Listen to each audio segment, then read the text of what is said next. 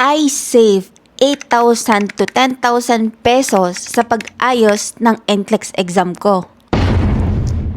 Yan. Ito na yun. Sa wakas.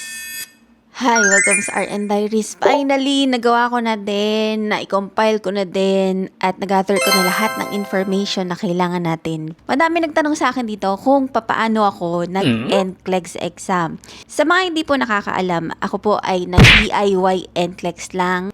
Kung gusto mo matutunan kung papaano o may plano ka na mag-NCLEX exam, baka matulungan kita sa pagdi-DIY at mas maintindihan mo kung gaano lang kadali iproseso to. Short recap lang tayo. Ang akin pong tinake na NCLEX exam ay sa New York. At dahil ito din kasi ang may pinakamadaling way ng pag-DIY at pag-process ng NCLEX exam, ito na ang ginrab ko.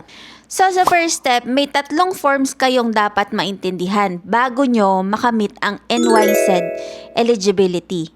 So, ang first form na sinasabi ko ay ang Form 1, Form 2, at Form 3F. Yung mga forms na to, yung 3 forms na to, ang kailangan nyong ma-accomplish. Okay, sa first form na kailangan nyong maintindihan ay ang Form 1. Ito yung application for licensure, yung sa NYSED. Ito yung sa may online na kailangan nyong ikumpleto na dapat dire-diretso kayo. Para mas maging smooth ang process nyo dito, I highly suggest na ilagay nyo to sa huli, ang Form 1. So, tatalon muna tayo sa Form 2. Maintindihan nyo sa bandang dulo kung bakit ko pinauuna sa inyo yung Form 2 saka yung Form 3F. And for sure, ang video na to ay hindi magiging mabilis. Hindi as simple as USRN ka na.